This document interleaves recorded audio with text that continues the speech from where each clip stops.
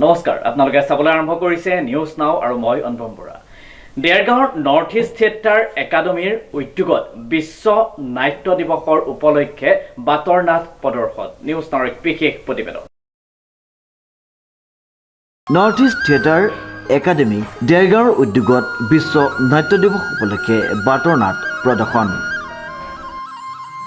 North east theatre academy দেৰগাঁৱত বাটৰ নাট কৰিছে, যি দুটা ছাবজেক্ট লিখিছে সঁচাই প্ৰশংসনীয়। মই বিশেষকৈ আপ্লুত হৈছোঁ প্ৰত্যেকজন শিশু শিল্পী ইমান সুন্দৰ অভিনয় কৰিছে। অভিনেতা অভিনেত্ৰীক ধন্যবাদ জনাইছোঁ, বিশেষকৈ সীমান্ত ফুকনক মই ধন্যবাদ জনাইছোঁ। এই ধৰণে এটা নাটকৰ পৰিৱেশ দেৰগাঁৱত গঢ়ি তুলিছে আৰু ইয়াৰ পৰা বহুত অভিনেতা অভিনেত্ৰী ওলাইছে, অসমীয়া ছবি বা চিৰিয়েলত অভিনয় কৰিছে। আৰু এই ধৰণৰ প্ৰচেষ্টা মই ভাবোঁ উঠি অহা প্ৰজন্মই আমাৰ সময়ত আমি যেতিয়া প্ৰথম অভিনয় কৰিবলৈ আহিছোঁ এনেকুৱা ধৰণৰ সুবিধা পোৱা নাছিল, কিন্তু সীমান্ত ফুকনৰ যিটো প্ৰচেষ্টা এইটো সঁচাই শলাগিবলগীয়া আৰু গৌৰৱ অনুভৱ কৰিছে আজি নাটকত উপস্থিত হৈ। আৰু ৱৰ্ল্ড থিয়েটাৰ ডে উপলক্ষে সমূহ নাটকৰ লগত জড়িত শিল্পী কলাকুশলী আপোনালোকৰ চেনেলৰ জৰিয়তে আন্তৰিক শুভেচ্ছা। আপুনি মূলতঃ চলচ্চিত্ৰ বুলিও নাট্য জগতৰ এই নাটকক বেছি প্ৰাধান্য দিয়ে বুলি কয়, এই সম্পৰ্কে মূলত প্ৰথম অভিনয় জগতৰ আৰম্ভ হৈছে। মোৰ প্ৰথম নাটক আজি মই অলপ আগত ক'লো, মই বাটৰ নাট ময়ো কৰিছোঁ। আমি ষ্ট্ৰীট প্লে, আমি চফদৰ হাছমি তেখেতৰ নাটক কৰিছিলোঁ।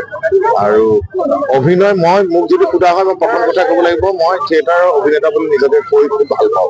ছবি কৰিছোঁ, 60খনৰ ওপৰত চিনেমাত কৰিছোঁ।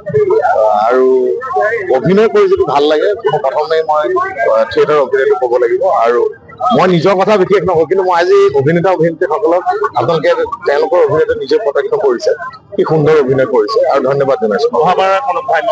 মই আচলতে মোৰ আধৰুৱা ছবি দুখনমান আছে, সেই ছবি দুখন মই শেষ কৰিম আৰু নিজৰ প্ৰডাকশ্যন সেই ছবি কাম যিটো ককা দেউতা নাতি আৰু হাতী চিকুৱেল হ'ব সেইখনত আছে। আৰু অগ্নিবাণ বুলি এখন ছবি মানে আমাৰ শৈলেন শৰ্মা প্ৰযোজনা আৰু নিৰ্মল শইকীয়া পৰিচালক অগ্নিবাণ আছে, ককা দেউতা নাতি হাতী আছে। আৰু নিজৰ ছবি এখন প্লেন কৰিছোঁ, কি হয় নাজানো, কিন্তু চেষ্টা কৰিম ভাল ভাল কাম আপোনালোকক।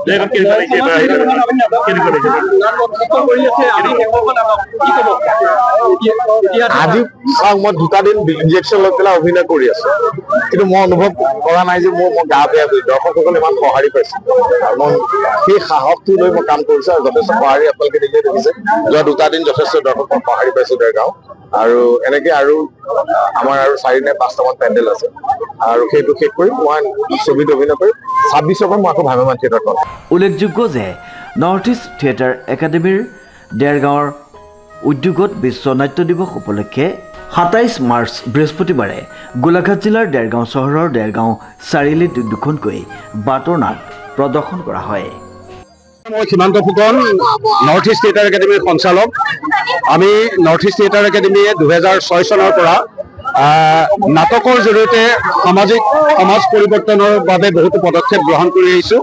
গতিকে এইবাৰ বিশ্ব নাট্য দিৱস উপলক্ষে, আজি বিশ্ব নাট্য দিৱস উপলক্ষে আমি দুখনি বাটৰ নাটক, সামাজিক সজাগতাৰ ওপৰত আমি দুখনি বাটৰ নাটক কৰিলোঁ আমাৰ পৰিচালনাৰে। প্ৰথমখনিৰ নাটক আমাৰ নিম্ন শাখাৰ ছাত্ৰ ছাত্ৰীসকলৰ দ্বাৰা মোবাইল এডিকশ্যনৰ ওপৰত মোবাইল ভাইৰাছ নাটকখন ৰচনা কৰিছে জ্যোতিপ্ৰসাদ ভূঞাই। আৰু দ্বিতীয়খনি নাটক গোলকীয় উষ্ণতাৰ ওপৰত দীপক কুমাৰ কলিতা ৰচিত পৃথিৱীৰ অসুখ। এই নাটক দুখনিৰ জৰিয়তে আমি অকল মঞ্চত নাটক কৰি থাকিলেই নহ'ব, আমি মানুহৰ কাষ চাপিব লাগিব। কেৱল নাটক মনোৰঞ্জনৰ মাধ্যম নহয়, নাটক এক গণমাধ্যম। গতিকে নাটকক আমি মানুহৰ ওচৰলৈ চপাই আনিব লাগিব। চপাই নিবৰ বাবে আমি এনেকুৱা ধৰণৰ পদক্ষেপ আগতেও লৈছোঁ। আগতে আমি এখন ফাকুৱাৰ দিনাখন আমি ৰং বুলি এখন নাটক কৰিছিলোঁ, পৰিৱেশ প্ৰযোজনা, আমাৰ শ্ৰদ্ধাৰ এজন শিক্ষাগুৰুৰ চোতালত। তাৰ পূৰ্বেও আমি বহুত তেনেধৰণে বাটৰ নাটক, ইয়াৰ পূৰ্বে কাকতি ফৰিং বুলি আমি এখন বাটৰ নাটক কৰিছিলোঁ। এই বাটৰ নাটক দুখন আজি আমি কৰিবলৈ পোৱা সৌভাগ্যৱান যে আজি এই বিশ্ব নাট্য দিৱসৰ দিনাখনে আৰু আমাৰ আমন্ত্ৰণ ৰক্ষা কৰি জনপ্ৰিয় অভিনেতা যতীন বৰাই আজি 2খন নাটক সম্পূৰ্ণৰূপে উপভোগ কৰি ছাত্ৰ ছাত্ৰীসকলক উৎসাহিত কৰিলে। তাৰ বাবে আমি যতীনক ধন্যবাদ জনাইছোঁ। আৰু আমাক এই সুবিধাখিনি দিয়াৰ বাবে দেৰগাঁৱৰ পুলিচ প্ৰশাসনকে আৰম্ভ কৰি ইয়াৰ সমূহ ৰাইজ আৰু সমূহ সাংবাদিক বন্ধু সকলোকে। উক্ত অনুষ্ঠানত উদ্বোধক হিচাপে উপস্থিত থাকে বিশিষ্ট অভিনেতা যতীন বৰা।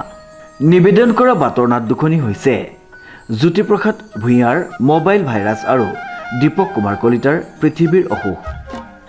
দেৰগাঁৱৰ পৰা নৱজ্যোতি ভৰালীৰ ৰিপৰ্ট, নিউজ নাও।